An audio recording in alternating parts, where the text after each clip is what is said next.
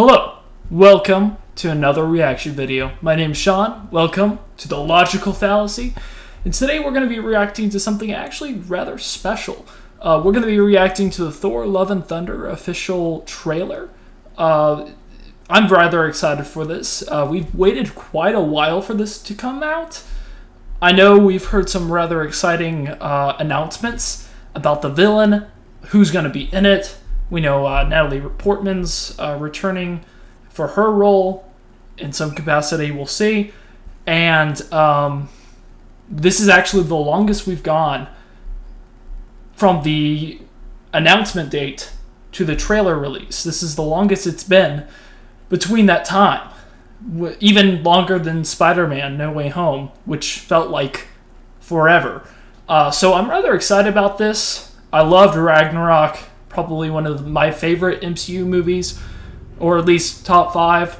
So I'm rather excited to see what we got in store, especially since we have so many characters now involved in this plot as far as what we've heard. So we'll see that. This is my first reaction to it. I have not watched it.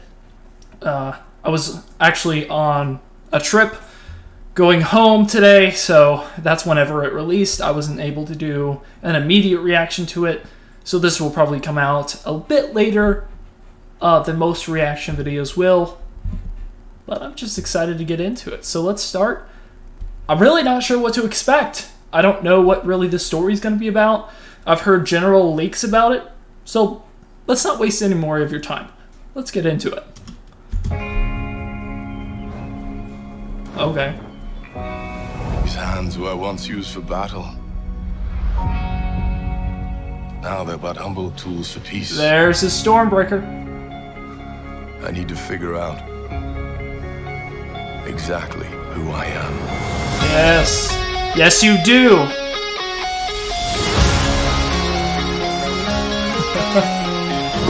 I want to choose my own path. Hey! Moment. There they are.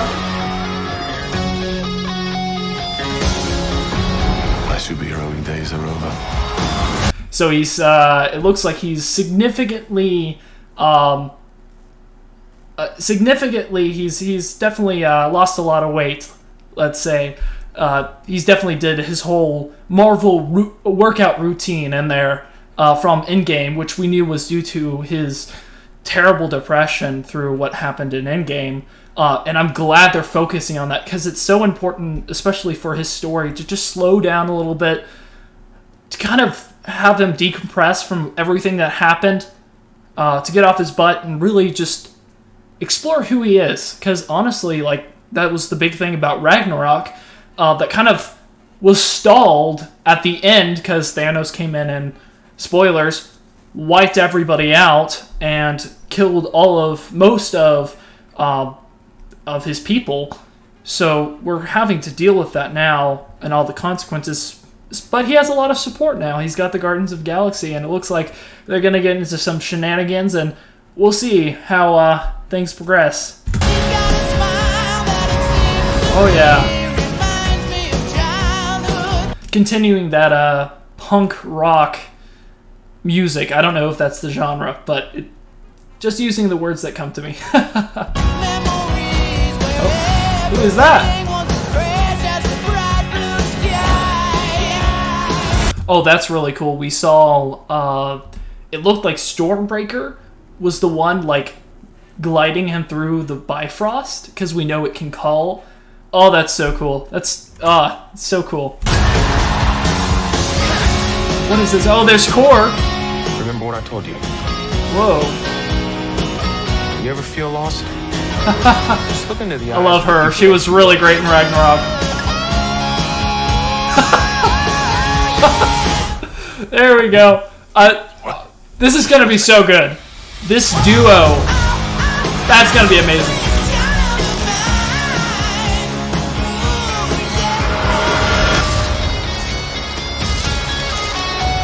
Oh. Okay.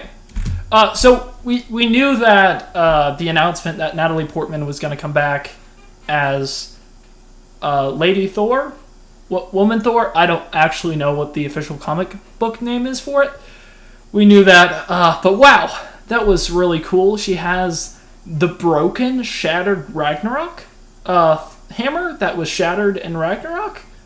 Is that right? Was that somehow pieced together? Is that something that we'll probably find that out, definitely. But wow, that's really interesting. Just in that minute and 30 seconds, we know nothing about the story, except it gave us a good introduction to confirming, yes, we're going to be focusing a lot on Thor's story. This is definitely still Thor's movie. That was one worry I had. I thought that Thor was going to become a cameo to Natalie Portman's character, who's going to spend most of the movie finding herself. But the focus is definitely still on Thor, which, either way, I have my own preferences, but either way would have technically been okay. But I'm glad they're going this route with exploring, because there's so much still to his character. His arc isn't complete yet, especially from the devastating stuff that happened to him in Endgame. There's still so much to the character, and I think the same person who's directing this movie, I'll have to check, is directing this movie as well from Ragnarok. Forgot his name, but I'm sure all of you know who I'm talking about, or you'll look it up. But I think amazing director, the person who directed Ragnarok, and hopefully he's directing this movie. We also have confirmation that I think it's this movie that it was confirmed that Christian Bale would be coming back. Not coming back, but playing a villain role of some character in this movie. That's going to be really, really interesting. Very cool. We haven't really seen any of that yet, so I'm not really going to talk about it. Not really going to talk about leaks or anything, because, until we see it and it's confirmed, we can't really talk about it. But very exciting. Very, very excited to see exactly what happens in this movie. I don't really know too much. They didn't really reveal too much, as I already said, which is okay, honestly. We're still... When's it supposed to come out?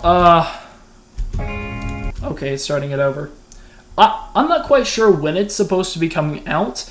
I guess that's something that we're going to have to see. But we'll definitely see whether this lives up to our expectations.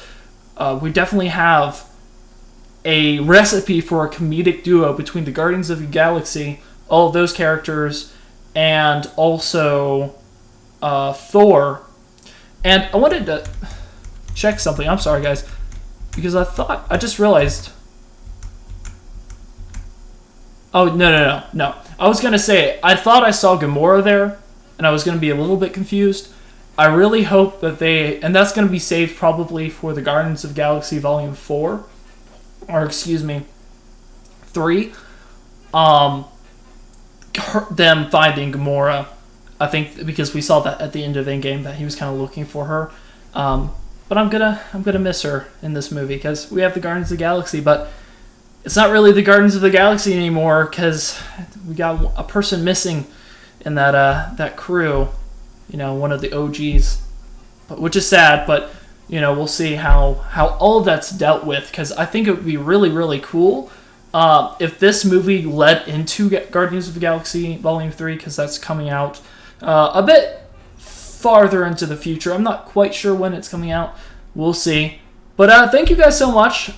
This really didn't give us too much, but it gave us just enough to get us excited, so I'm rather excited for it now. So I hope you guys are too, and if you really like Thor, Love and Thunder, or the idea of it, if you liked Ragnarok, why don't you support it by giving me a like on this video, just to show your excitement. And also, if you enjoyed this breakdown, subscribe and check out some of my other videos. I'm planning on releasing a whole lot more content as it goes forward. But thank you guys so much for joining me. Give me a comment below on what you're excited for, and also what you think about Korg, because I know I saw Korg in there, and that makes me super excited to see them again. We got so many dynamic people working together, and we'll see how they emotionally support Thor through this hard time. So we're going to see what happens, and thank you guys so much for joining, and you guys have a great rest of your day.